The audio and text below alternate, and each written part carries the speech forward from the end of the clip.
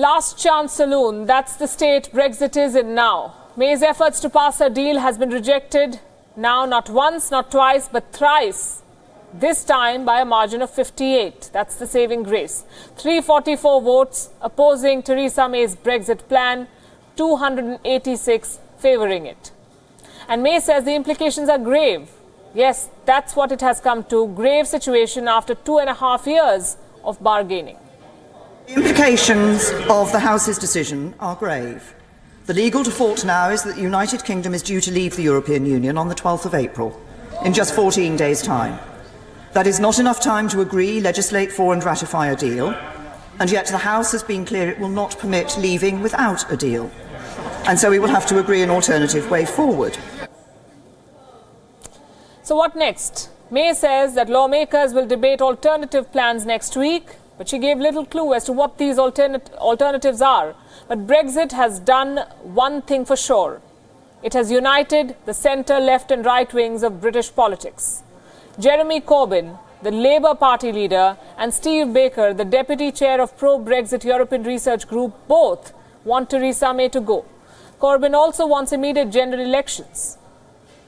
This government's Brexit negotiations have been a litany of failure, culminating in today with a Prime Minister who's been forced to announce her own departure, only tabling half the deal she has negotiated. This really is a half-baked Brexit. We need to get a better deal.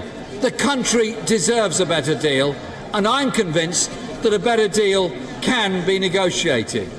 And if members decide, the chance for people to have a final say.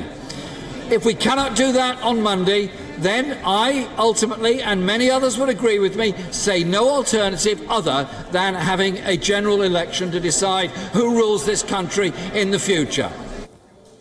So what next? European Union wants Britain to tell what it wants to do with Brexit before the 12th of April. The EU chief negotiator, Michel Barnier, made it clear that Theresa May's time to pass the withdrawal agreement ends today. The European Council also decided that should there be no majority for the withdrawal agreement by today, the UK should indicate a way forward before the 12th of April. Pro-Brexiteers have started protesting in London already. More than 1,000 people have been marching towards Parliament, many more out on the streets. They're carrying placards seeking immediate exit. They're blaming Theresa May for betraying their vote.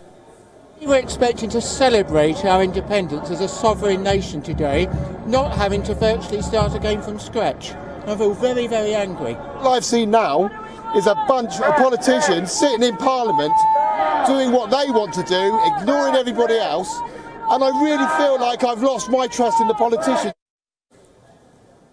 It has also sparked some creative government bashing. British street artist Banksy's devolved Parliament is back on display in the Bristol Museum after a gap of 10 long years. Why is this significant? Because politicians at the House of Commons are depicted as chimpanzees. Take a look.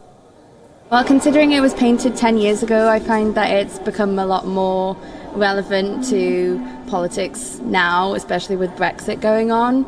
So I feel like this truly represents how I feel the government looks like at the moment. I think the imagery is quite frightening, because what's happening now politically in this country is frightening, and it's impacting on your nearest neighbours as well. Many countries could use that image. The sterling has fallen.